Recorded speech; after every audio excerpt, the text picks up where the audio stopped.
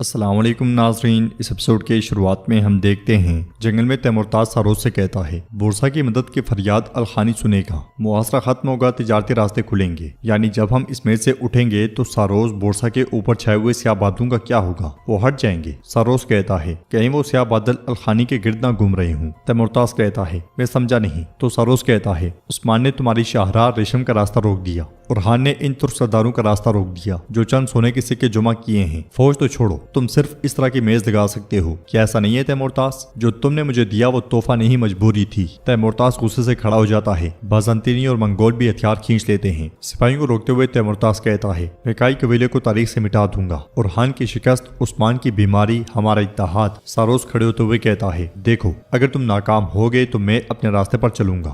میں وہ واحد شخص ہوں جس نے اورحان کو شکست دی ہے۔ میرے کمانڈر فلاویوس کی بدولت میں ان کی قرارگاہ کو تباہ کر کے انہیں دوبارہ شکست دے سکتا ہوں، تمہارے بغیر۔ ان کے لیے مجھے اپنی طاقت دکھاؤ۔ ناظرین، اس کے بعد ہم دیکھتے ہیں کہ کائی کے قبیلے میں اورحان آگے بڑھتے ہوئے سپاہیوں کے پاس آتا ہے تو آئیکوت کہتا ہے حضور آپ کا راستہ آسان ہو، انشاءاللہ آپ اپنے نئے فرض میں کامیاب ہوں گے۔ اورحان پوچھتا ہے کیا تم جانتے ہو کہ میرا فریضہ کیا ہے آئیکوت؟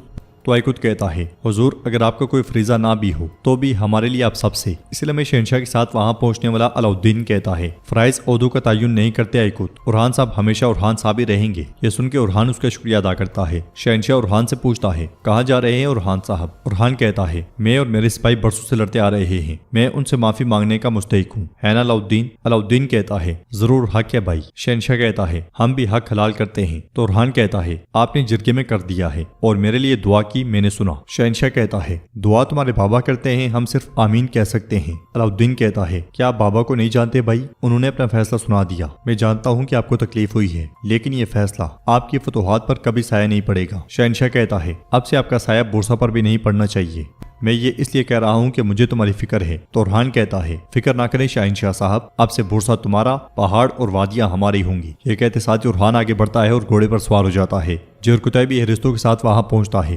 علاؤالدین اورحان سے کہتا ہے بھائی بے شک ہم مختلف سمتوں میں جائیں، بابا کے کھولے ہوئے راستے نصیب ہوں۔ جواب میں اورحان کہتا ہے ایک ہی راستے پر ایک دوسرے کا سامنا کرنے سے بہتر ہے بھائی، اللہ آپ کا حامی و ناصر ہو۔ یہ کہتے ساتھ ہی اورحان جرکتائی اور سپاہیوں کے ساتھ روان ہو جاتا ہے، جبکہ ایک جانب کھڑا درسون اسے دیکھ رہا ہوتا ہے۔ ناظرین، اس کے بعد ہم دیکھتے ہیں کہ خواتین خیمے میں عثمان صاحب کے پاس موجود ہوتی ہیں۔ غدار طبیب دستانے اتارتے ہوئے کہتا ہے وہ دعائیں دینا جاری رکھیں جو میں نے پہلے تیار کی تھی ملعون خاتون۔ ملعون خاتون پوچھتی ہیں کیا کوئی نئی دوا تیار نہیں کریں گے؟ تو طبیب کہتا ہے نہیں، ابھی کوئی ضرورت نہیں ہے۔ نیلوفر آگے بڑھتے ہوئے پوچھتی ہے کیا مطلب کہ ضرورت نہیں؟ بابا صحتیاب ہو رہے تھے، وہ اچانک اس طرح سے کمزور کیوں ہو گئے؟ طبیب کہتا ہے فکر کرنے کی کوئی بات نہیں ہے، یہ بیماری ایسی ہی ہے، مضبوط ہوتے ہیں اور پھر یہ کمزور کر دیتی ہے۔ نیلوفر کہتی ہے لیکن آپ پہلے ایسا نہیں کہتے تھے، کیا کوئی ایسی چیز ہے جو آپ ہمیں بتانے میں ہچکچا رہے ہیں؟ طبیب کہتا ہے نیلوفر خاتون، اس بیماری کے لیے اچھے آرام کی ضرورت ہے، لیکن ہمارے حضور کبھی آرام نہیں کرتے، تھک گئے ہیں۔ نیلوفر کہتی ہے یہ صرف تھکن نہیں ہے۔ تو ملعون خاتون اٹھتے ہوئے کہتی ہیں نیلوفر ٹھیک ہے،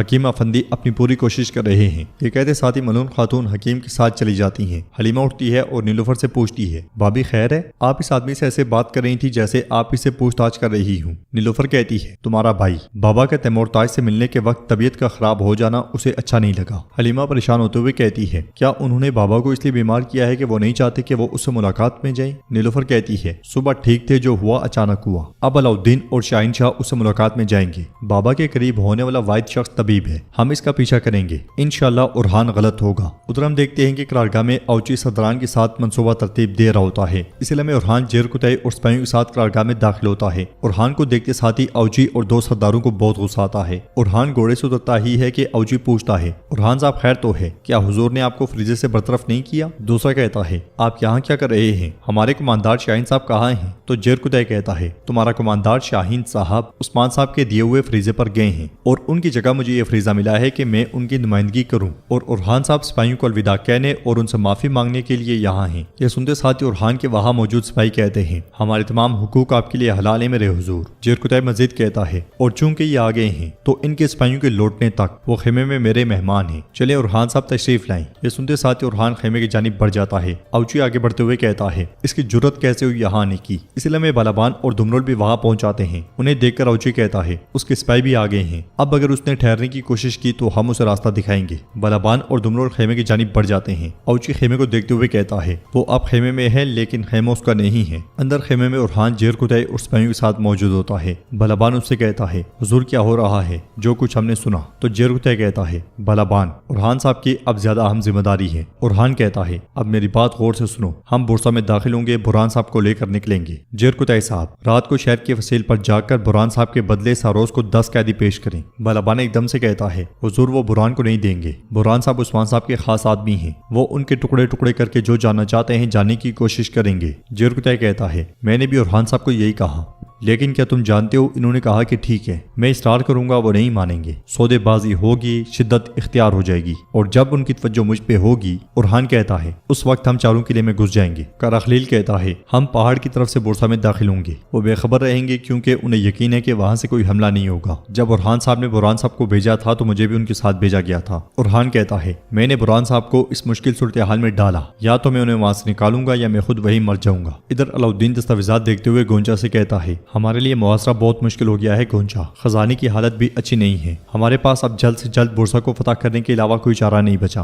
گونچا اس کے پاس بیٹھتے ہوئے کہتی ہے علاؤالدین تم ٹھیک کہہ رہی ہو، لیکن شہنشاہ صاحب اب سے تمہارے ماتحت ہوں گے۔ علاؤالدین پوچھتا ہے تم کیا کہنا چاہ رہی ہو؟ تو گونچا کہتی ہے میں یہ کہنا چاہ رہی ہوں کہ وہ تمہاری حفاظت کریں گے۔ اگر اورحان یہاں ہوتا تو تمہیں اندازہ بھی نہیں ہے کہ کیا ہو سکتا تھا، جبکہ بابا کی بیماری دن بدن بڑھتی جا رہی ہے۔ اللہ ان سے راضی ہو کہ انہوں نے یہ فریضہ تمہیں سونپا، تم اور شہنشاہ صاحب ہماری ریاست کو مضبوط کرو گے اور بورسا کو فتح کرو گے انشاءاللہ۔ ملون خاتون اور حلیمہ کو تھوڑا سا مسئلہ ہے، خبر ملنے پر کاش تم دیکھ سکتے کہ وہ کتنے غصے میں تھی۔ علاؤالدین کون جانے کہ انہوں نے جرگے میں کیا کہا۔ علاؤالدین کہتا ہے وہ ایسے سوچ رہی ہیں جیسے میں اپنے ہی بھائی سے کچھ چھین رہا ہوں۔ اللہ میرا شاہد ہے خاتون، میرا واحد مقصد ریاست کی بقا ہے۔ رات کے وقت جیرکتائی سپاہیوں کے ساتھ بورسا کے باہر پہنچتا ہے، انہیں آتا ہوا دیکھ کر بلندی پر کھڑا سپاہی کہتا ہے جناب وہ آ گئے ہیں۔ یہ سنتے ساتھ ہی فلاویوس سامنے آتا ہے اور پوچھتا ہے کیوں آئے ہو، کیا بورسا میں مرنے کا ارادہ ہے؟ تو جیرکتائی کہتا ہے بات کرنے اور اتفاق کرنے کے لیے، برہان مجھے دے دو، میں اس کے بدلے تمہارے 10 سپاہیوں کو تمہارے حوالے کروں گا۔ فلاویوس کہتا ہے جب برہان بولے گا تو میں بالکل اسے تمہیں واپس کر دوں گا، میرا مطلب ہے اس کی لاش۔ دوسری طرف اورحان اپنے سپاہیوں کے ساتھ چپکے چپکے آگے بڑھ رہا ہوتا ہے اور وہ اس پہاڑی پر جا پہنچتے ہیں جہاں سے انہیں بورسا میں داخل ہونا ہے۔ ادھر جیرکتائی فلاویوس سے کہتا ہے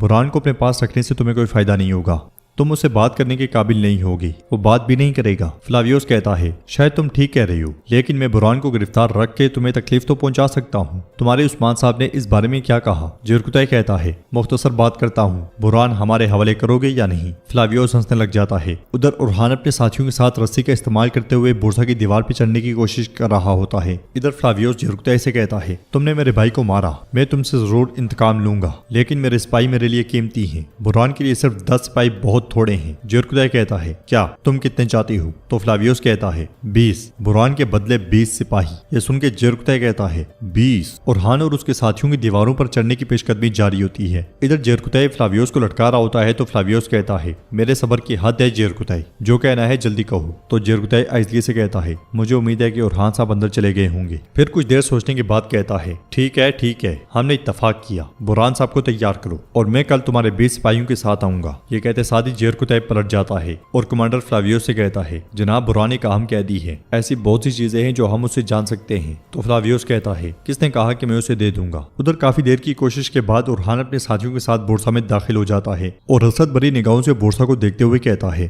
بورسا میرے بابا کا خواب اور میری ملت کا مستقبل، میرا مقدر، میں تمہیں ایک دن ضرور لے لوں گا، ان دیواروں سے چڑھ کر نہیں، بلکہ وہ دن قریب ہے جب میں فخر سے تمہارے دروازے سے داخل ہوں گا۔ اس کے ساتھ ہی وہ سب اندھیرے میں آہستہ آہستہ آگے بڑھتے ہیں اور محتاط انداز میں وہاں کھڑے دونوں فوجیوں کو مار ڈالتے ہیں، پھر ان کی لاشیں ٹھکانے لگاتے ہوئے صورتحال کا جائزہ لیتے ہیں۔ سپاہیوں کو دیکھتے ہوئے کارا خلیل کہتا ہے میرے حضور آپ ٹھیک کہہ رہے ہیں، یہ کسی چیز کے پیچھے ہیں۔ تو اورحان کہتا ہے ہم جان لیں گے، آؤ پہلے برہان صاحب کو بچائیں۔ کائی کے بلے میں منون خاتون پریشان ہوتے ہوئے کہتی ہیں ان کا بخار کم نہیں ہو رہا۔ تو علاؤالدین کہتا ہے میرے بابا ہماری دعاؤں سے ٹھیک ہو جائیں گے انشاءاللہ۔ پھر حکیم سے پوچھتا ہے مجھے بتائیں حکیم صاحب کیا میری غیر موجودگی میں بیماری شدت اختیار کر گئی ہے؟ تو حکیم کہتا ہے ان کا درجہ حرارت وقتاً فوقتاً بڑھتا رہتا ہے، جیسا کہ آپ نے ہدایت کی تھی میں نے ان کے درد کو کم کرنے کے لیے آپ کے بتائی ہوئی دوائیں دی ہیں۔ علاؤالدین کہتا ہے جو پھول میں نے مرہم میں شامل کرنے کے لیے دیا تھا اس کی مقدار 3 گنا بڑھا دو، میں واپس آتے ہی بابا کا خود خیال رکھوں گا۔ یہ سنتے ساتھ ہی حکیم چلا جاتا ہے اور علاؤالدین عثمان صاحب کے پاس بیٹھتے ہوئے کہتا ہے میرے لیے لیے بابا کو اس طرح چھوڑ کر جانا بہت مشکل ہے۔ تو ملعون خاتون اس سے کہتی ہیں میں ان کے ساتھ ہوں، تم اور تمہارا بھائی ریاست کی قیادت کے ذمہ دار ہو، یہ تمہارے بابا کو سب سے زیادہ خوش کرتا ہے۔ علاؤالدین کہتا ہے پانی اور سرکہ باقاعدگی سے تبدیل کرتے رہیے گا۔ ملعون خاتون کہتی ہیں تیمورتاش نامی اس بدماش کی چالوں سے محتاط رہنا۔ یہ سنتے ساتھ ہی علاؤالدین چلا جاتا ہے۔ اور ناظرین اس کے ساتھ یہ ایپیسوڈ بھی اختتام پذیر ہوتی ہے۔ ویڈیو پسند آئے تو لائک کر دیں، شیئر کر دیں، سبسکرائب نہیں کیا ہوا تو سبسکرائب کرنے کے ساتھ ساتھ گھنٹی والے آئیکن کو دبانا مت بھولیں۔ ملتے ہیں انشاءاللہ نیکسٹ ویڈیو میں، تب تک کے لیے رکھیں اپنا اور اپنوں کا بہت زیادہ خیال۔ اللہ نگہبان۔